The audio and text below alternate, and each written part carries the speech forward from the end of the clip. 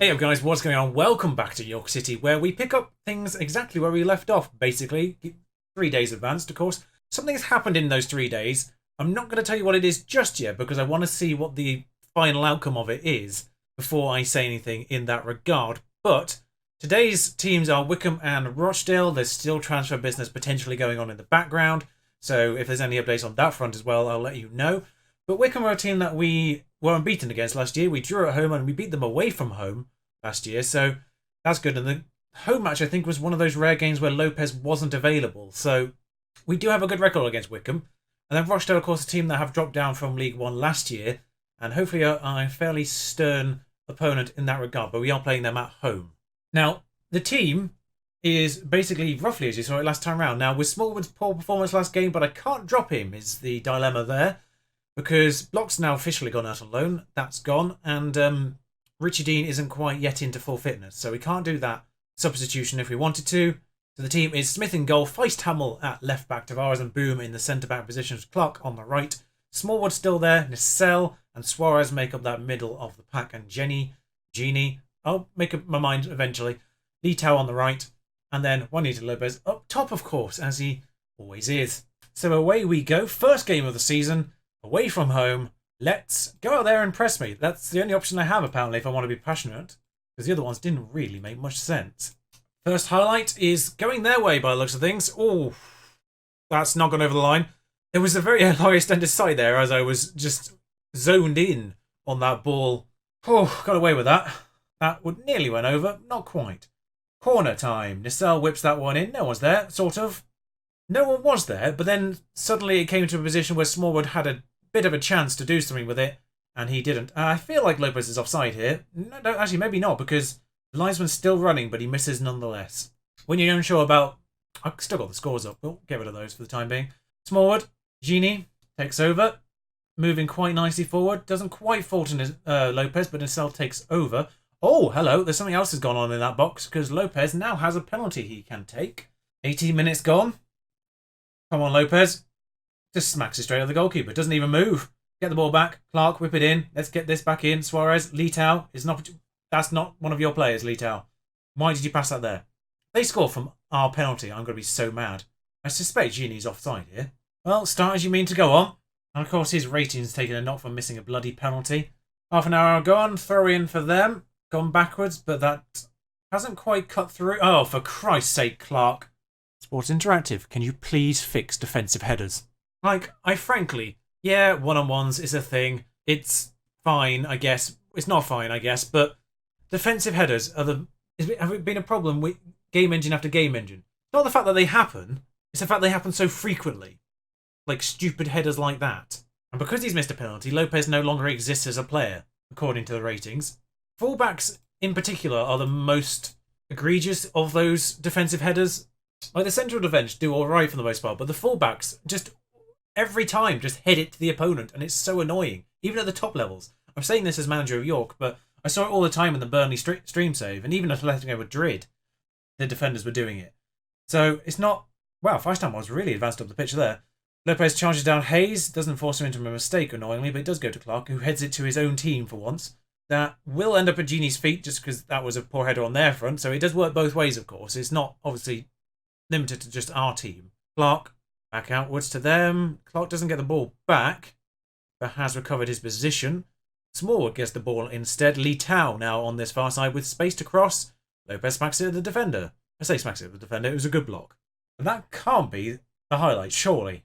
Just a good block. If a good block is the pinnacle of that highlight, then this game has got bigger problems than that. Right, come on. Corner. Swing it in. Tavares is under it. Straight to the goalkeeper. That might have been the end of the actual highlight. That might have been the end point.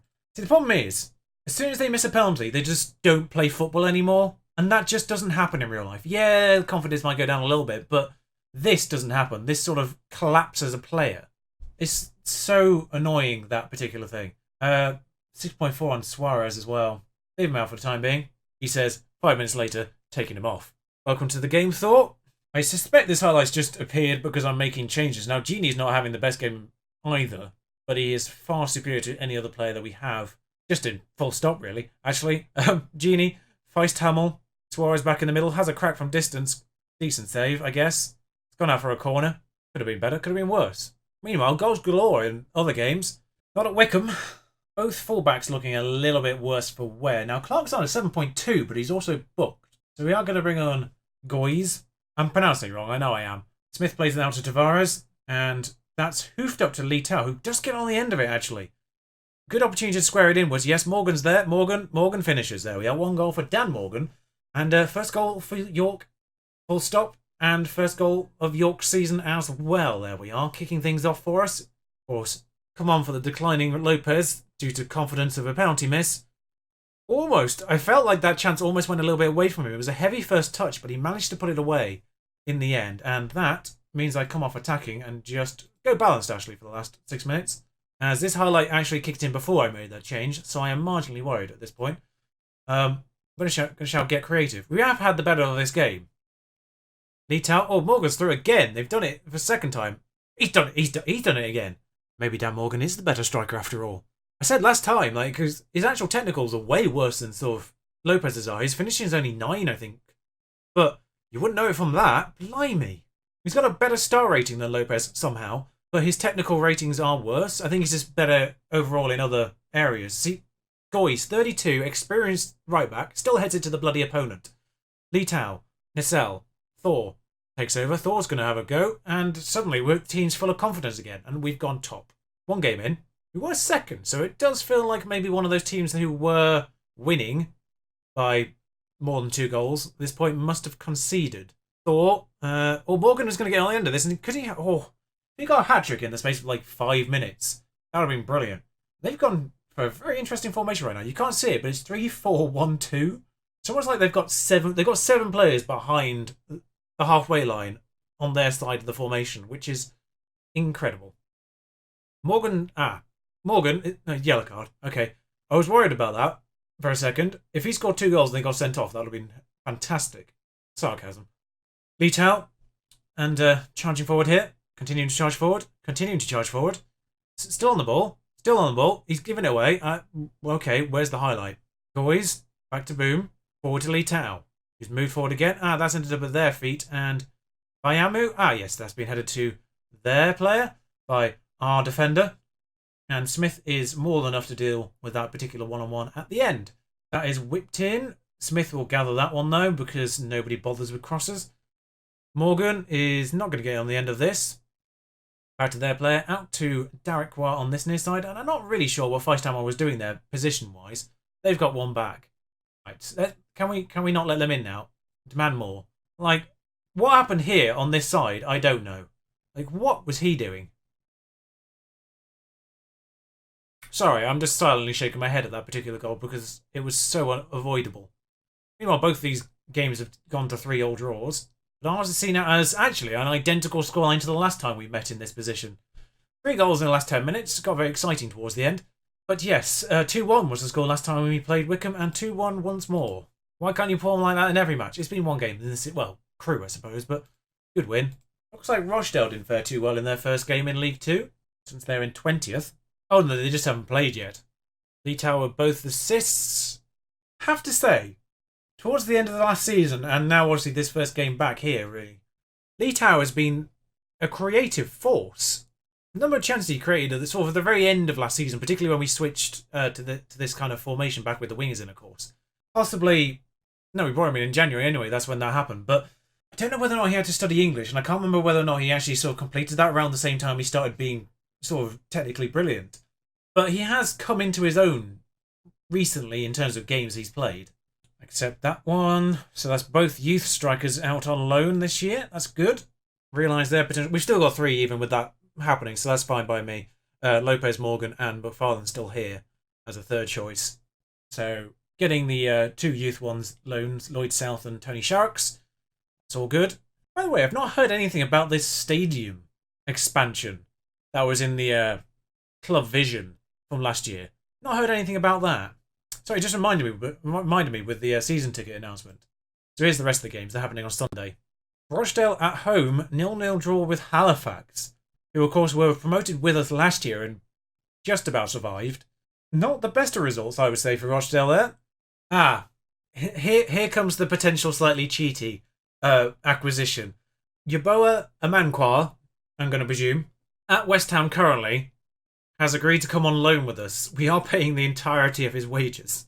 That said, though, his level of quality is... He's not the tallest, I now realise, but 14, 14, 15 on the defensive one with 15 positioning and 20 determination. Whatever potential ability he's yet to grow into, he will do. 15 decisions as well. Composure's not great, but his concentration is sort of bang on average, which I kind of like. And he's not... His pace isn't the greatest, but his acceleration makes up for it. We've got the gap in the wages, and considering the level at which we are predicted now, I almost feel like there's a certain expectation for us to do better this year. Obviously, there's an expectation in general for us to do better this year, personally. And I feel like a lad like this will... I mean, it's £2,500 a week, though. At the same time, how inconsistent were our existing defenders last year? With Block going out on loan as well, we've taken £1,400 off the wage bill in that regard.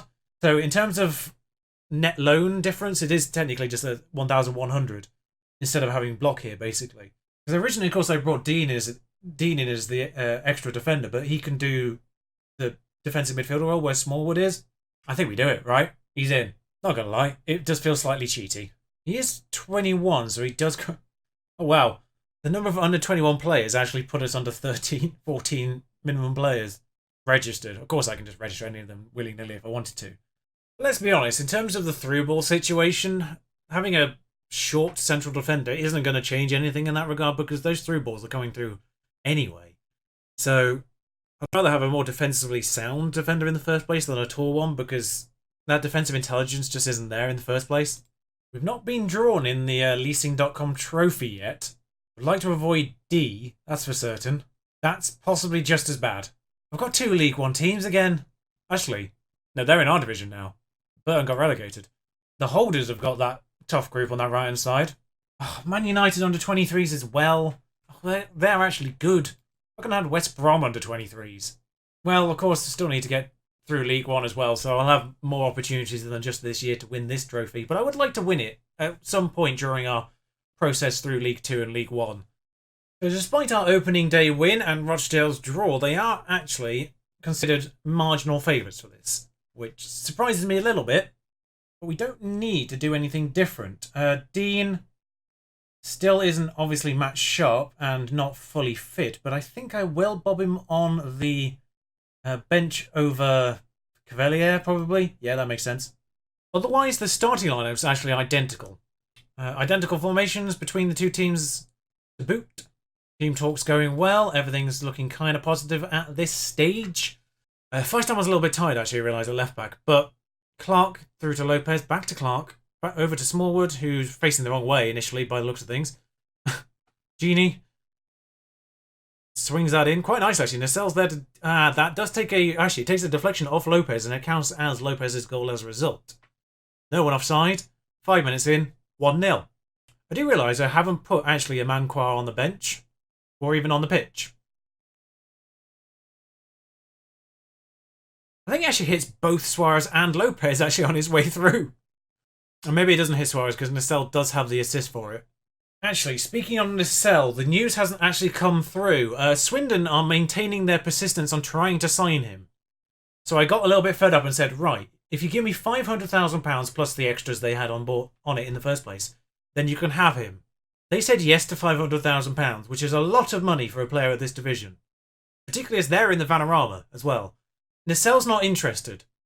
So I suspect it will fall through. But at the same time, Nacelle is on £2,000 per week. What's happened here? Oh, he's offside. That's fine. Yeah, so for £500,000 and for a player who's on £2,000 per week, that honestly maybe hasn't had quite the return I was expecting of a player of his ability as such. I'm not against him leaving if that is what indeed happens, particularly for £500,000. Like the other offers before that, I mean, they were still like 250,000, 300,000 or so. It's like, yeah, I mean, that's a decent amount of money, but I'll keep him, thanks. 500,000 I offered back at them. They've accepted it. We'll see how it goes. But I've not heard anything from it just yet. It does mean I've delved into the midfielder market a little bit to get a replacement. Feist Hamill. Juanito Lopez. Suarez is there. Oh, unlucky Suarez. Because I'm not actually 100% certain even Suarez is first team quality either. Like, he's a solid player to bring off the bench. I think between like Thor and Suarez, I think they're the two bench players in that sense. But we need someone who's going to be more Daniel Williams level or better. Feist Hamill, back to Tavares, Smallwood, Nacelle, Lopez through.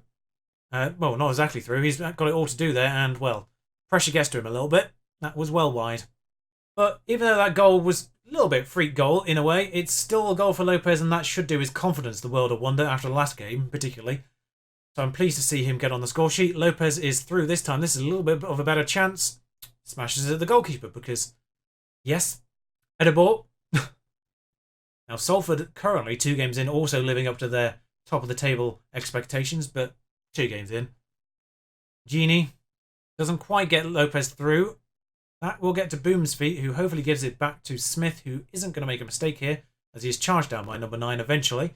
Nacelle plays it out to Lee Tao, and their defender makes a hash of that particular interception, and so does that defender. But Lopez can't capitalise, sadly. 12 shots, half of them on target. They're doing a little bit better percentage-wise on that front. Played well so far, but there is room for improvement, is basically what my conclusion is from that first half. I thought I actually missed the faith one there for a second, and missed it. There we are. Good, right. Mostly green on that front, and out they go once more. So, actually, yeah, Bolton there. Hang on. They've got a free kick, which we do actually defend for once. Gini's running forward. Now, there's an opportunity to get that through to Lopez if he continues running, but Gini will do it all himself instead. This is wonderful, Gini. Until the end, where first shot goes straight out of the goalkeeper, second one goes way over. And he's dipped to a 6.0 off the back of that. Almost deservedly so, I kind of want to say. Suarez is going to run onto that loose ball, and he smashed that one on the crossbar. Right. You see the white bits? Aim between them, guys. I don't really want to take him off because he's a very good player, as we've seen, stats-wise. But can't keep a player who's on 6.0 on the pitch. It's such a shame. Ah, yes. Opportunity for Dean to get some minutes as well, so we'll bob him on. And both fullbacks looking tired, of course, as they always are. Nacelle's going to whip this one in. Suarez is at the back. It's an open goal for what really matters there. And he's smacked it over again. Clark on a 7.7 though. Now, Goys can go on both sides. Now, with Feist Hamill being booked, I am going to go inverted wing back on this side. Just have him supportive, I think. I might just bob Clark back a little bit. Since we are 1-0 up and 13 minutes to go. That's one thing I like about Goys. He's not like completely unavailable for the rest of the defensive line. He's decent at all of it. Now, that's been laid out to Boom. Forward to Dean. Moved up to Juanito Lopez, who doesn't get onto it, I don't think. But Suarez will pick up the second ball. Go wide with it. And that's played inwards to Bennett, who scored. Well, making a mockery of my first choice there. Gini goes off with a 6.0 and Bennett comes on and scores. Well, questions to be asked of left wing now. Yeah, Suarez does well here, I have to admit. Lopez maybe should have got on the end of that himself if he'd just been one pace further forward. But Bennett deals with it and it's 2-0. Just bring it back. Might have to give Clark a rest, actually, for the next match. Nice 2-0. And 2 wins from 2 to start the season off. Northampton away next. And that's one for the... Well, that's one that you probably won't see, actually. Because we will probably try to go a little bit further through this season. Obviously, the second season in League 2, I'm tempted, obviously, to not bring you quite as many of the games. I feel like... I actually do genuinely feel like playing through all of August. Because I think the transfer window shuts to the same place it normally does, which would be the end of August for League 2.